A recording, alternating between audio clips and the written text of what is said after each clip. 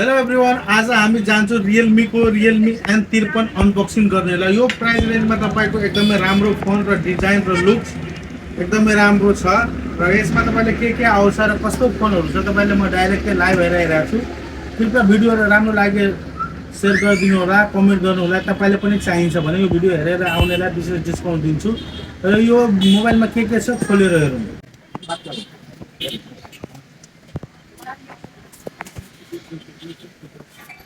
गर्न सक्नुहुन्छ। यसमा तपाईँले एउटा आउने हो एउटा सिन इब्जेक्टर टुल,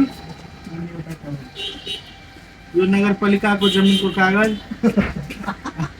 अनि यो तपाईँको एउटा सिलिकन ब्ल्याकमा अलिक ब्ल्याक हुन्छ केस, एकदमै बलियो जस्तो लागिरहेछ।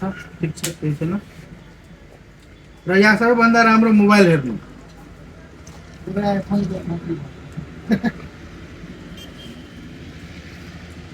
मोबाइल हेर्न सक्नुहुन्छ। गोल्ड कलरमा एयर ट्रिपल कतिको राम्रो देखिन्छ र यहाँ यो दुईटा क्यामेरा छ र एउटा यो फ्ल्यास छ। सेम आइफोनको डिजाइनमा आएको छ यो फोन।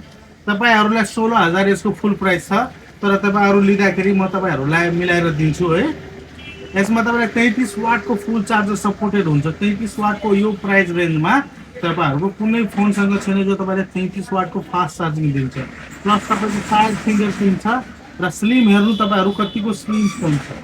6.5 इन्चीको फुल एचडी डिस्प्ले छ तपाईँको 90 हर्ज रिफ्रेश रेटमा, जो एकदमै बेटर छ यो प्राइस रेन्जमा। रेडमी भन्दा पनि राम्रो फोन छ। यो फोनको क्यामेरा र कस्तो पर्फर्मेन्स छ त्यो पनि तपाईँहरू हेरिरहेको छ। साथै यसमा तपाईँले हेर्न सक्नुहुन्छ 33 वाटको फास्ट चार्जिङ हुन्छ।